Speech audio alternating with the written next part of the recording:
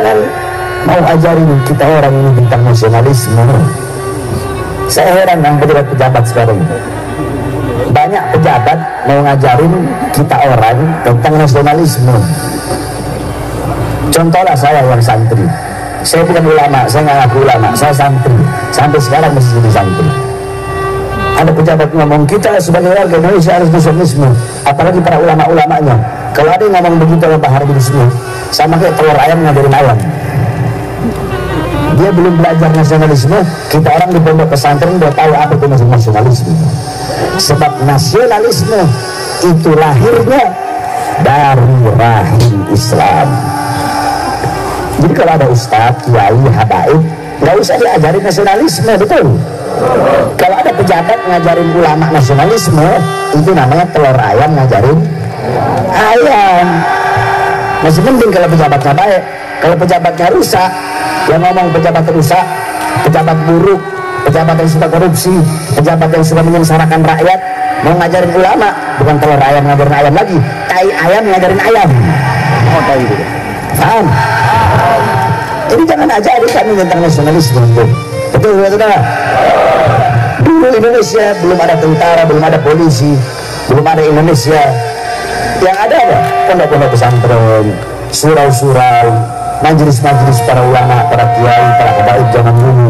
Beliau-beliau yang menanamkan semangat ghirrah wataniyah, yang menanamkan semangat membela negara di dalam hati rakyat, bahkan dalam hati para pahlawan, sehingga seluruh masyarakat bergabung di bawah komando ulama pada saat itu. Mereka semua mengangkat senjata walaupun dengan bambu runcing, tetapi bisa mengalahkan para penjajah-penjajah.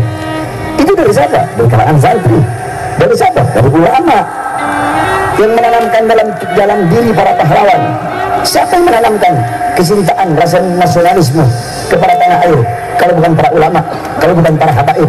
Jenderal Sudirman, siapa guru beliau kalau bukan para kiai? Bung Tomo, siapa guru beliau kalau bukan Kiai Hasyim Asy'ari? Oleh karenanya para ulama itu jangan diajarkan tentang nasionalisme, karena beliau-beliau, kami, kita, para santri lebih tahu apa itu nasionalisme daripada mereka. Mereka nasionalismenya cuma habis di mulut saja, tapi tidak dipraktekkan, saudara-saudara. Kalau kami sudah dipraktekkan, bahkan kami ajarkan kepada kami punya santri-santri seperti apa itu nasionalisme. Nasionalisme itu apa? Nasionalisme dalam kitab dijelaskan, nasionalisme itu adalah rela susah asal bangsanya senang, rela miskin asal bangsanya kaya, rela mati asal bangsa dan rakyatnya hidup. Itu yang namanya nasionalisme. Oleh karena itu saya bilang bagi Bang Harbi Smith, jangankan cuma di penjara, demi rakyat, demi bangsa, demi Indonesia, nyawa jiwa darah saya murah harganya untuk tumpah. Kita ini akidah Ahlus Sunnah wal Jamaah. Semua di sini aswaja bukan? Aswaja bukan? Aswaja bukan? Akidah kita Asy'ari Maturidi, betul? Betul? Mazhab kita Syafi'i, betul? Udah diajarkan haram melawan pemerintah yang sah. Kok zolim? Kalau yang zolim ya dilawan. Ini ngomong menjatuhkan pemerintah yang sah, itu hukumnya haram. Ada pemerintah, dia telah sah diangkat menjadi pejabat, telah sah diangkat menjadi RT, RW, lurah, camat, bupati, wali kota, gubernur, menteri, presiden, sah. Haram hukumnya untuk menjatuhkan. Makanya kan sering saya bilang, waktu sidang saya bilang, Kiai Garut, ada beberapa kiai, 13 kiai yang beri Garut ngomong Habib Bahari itu radikal, intoleran. Kiai, radikal saya di mana? Intoleran saya di mana? Karena Habib ceramahnya keras, kalau ngomong suka tegas, keras. Kok gara-gara suara keras? Iya, sampai matanya mau keluar katanya. Terus gara-gara itu bilang saya radikal. Kiai, pernah dengar nggak hadis? Karena Rasulullah SAW idza khataba ihmarrat aynahu wa ala sautuhu wa istadda ghadabuhu hatta kanau kabundul jisim sabbahakum massahakum. Pernah dengar nggak? Enggak ada, udah cuma saya jelasin. Ada lagi kiai jadi Cirebon. Habib itu radikal karena kalau ceramah sudah ngomong kasar. Ngomong kasar. Ngomong kasar saya apa? Saya pernah ngomong anjing? Nggak pernah. Pernah dengar saya ceramah ngomong babi? Nggak pernah. Nggak pernah dengar apa? Habib pernah ngomong bangsat. Oh ya, kalau itu pernah. Terus itu kasar, itu radikal. Ya, itu radikal. Terus bagaimana ketika Sayyidina Abu Bakar As-Siddiq berkata kepada Abdullah bin Rawahah, berkata umsus badrillat, nggak usah saya artikan. Setelah saya artikan kepada dia, umsus badrillat, berani kamu mengatakan Sayyidina Abu Bakar radikal dengan kata-kata kasar beliau?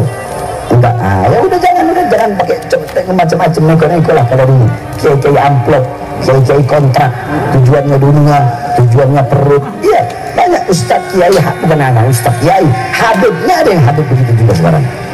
Makanya saya keluar penjara kaget tuh. Ini kok habibnya malah jadi habib bersorban, apa? Habib yang jadi kera-kera bersorban juga. Saya pikir cuma ustaz kiai yang dulu kan habib jarang, bukan nggak ada, jarang ada yang seperti itu. Oh sekarang habibnya mulai banyak, habib yang tujuannya amplop, kursi, pangkat, jabatan, tujuannya perut. Dekat dengan ulama, dekat dengan pejabat itu harus, bukan enggak.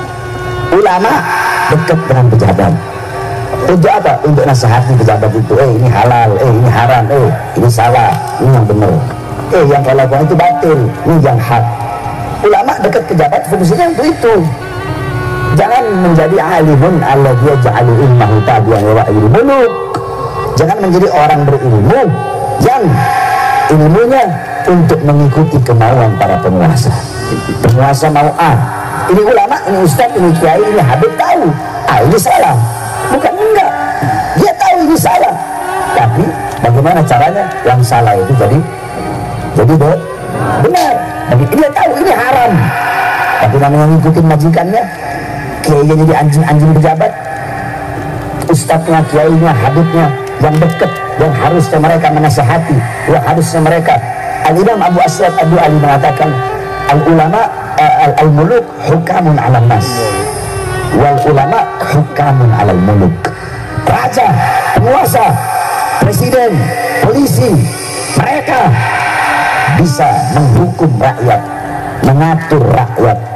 Terus siapa yang bisa mengatur mereka? Siapa yang bisa menghukum mereka? Para pejabat, para aparat.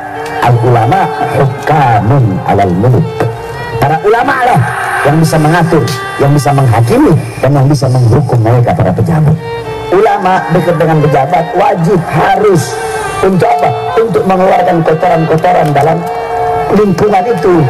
Bukan masuk ke dalam malah ikut-ikutan kotor, malah menjadi kiai yang kera-kera bersorban, habib yang menjadi kera-kera bersorban, ustadz yang menjadi kera-kera bersorban, ustadz, kiai, habib, ulama yang menjadi cecunguk, yang menjadi cecunguknya, yang menjadi anjing-anjing peliharaan para pejabat-pejabat yang tujuannya adalah partai dan politik serta perutnya masing-masing. Nah, ini kalau ada ulama seperti ini, pejabat seperti ini, maka mereka yang tujuannya perut ini, nilai mereka di sisi Allah sama dengan sesuatu yang keluar dari perutnya.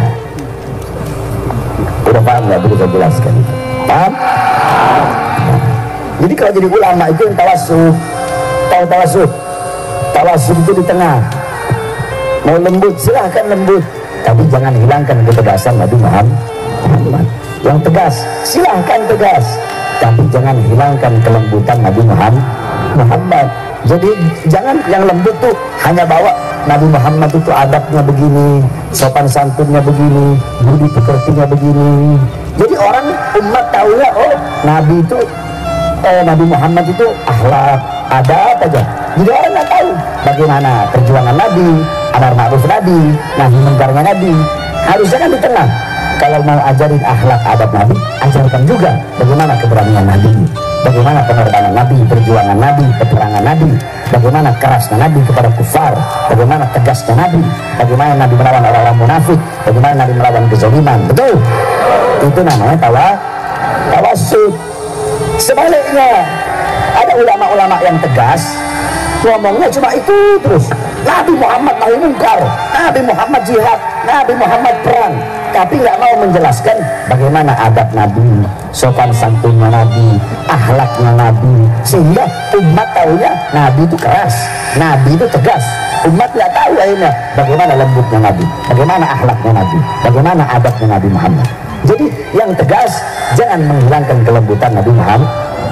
Yang tegas jangan menghilangkan kelembutan Nabi Muhammad. Yang lembut jangan menghilangkan ketegasan Nabi Muhammad. Itu baru namanya ulama yang tawassut. Itu baru namanya ulama yang ada di tengah. Nah kita doakan mudah-mudahan ulama kita sendiri ulama yang baik. Sebab awas, ulama itu tidak ada golongan yang lebih mulia. Manusia yang paling mulia setelah Nabi dan Rasul itu ulama. Sahabat termasuk ulama, tabi'in termasuk ulama, tabi'in termasuk ulama, aslafun saleh termasuk ulama. Makanya ulama begitu mulia sampai-sampai Nabi mengatakan akrimul ulama fa innahum minallahi kurama. Muliakanlah para ulama karena beliau adalah golongan-golongan yang mulia di sisi Allah. Sampai-sampai Nabi mengatakan man akrama aliman faqad akramani, faman akramani faqad akramallah, faman akramallah fama'wahul jannah. Barang siapa yang memuliakan ulama sama seperti memuliakan aku, barang siapa yang memuliakan aku sama seperti memuliakan Allah, barang siapa yang memuliakan Allah maka tempatnya adalah surga. Jadi ulama golongan yang mulia bukan? Mulia bukan? Mulia bukan? Diutamakan bukan? Didahulukan bukan? Didahulukan. Masuk surga ulama didahulukan, masuk nerakanya juga didahulukan. Kalau ulamanya ulama su, kalau ulamanya ulama nggak bener, maka mereka lebih dulu masuk ke dalam neraka daripada pejabat-pejabat yang zalim. Ulama yang zalim, ulama yang sesat lebih dulu masuk neraka daripada pejabat yang zalim. Ulama yang sesat lebih dulu masuk neraka daripada orang-orang yang bodoh.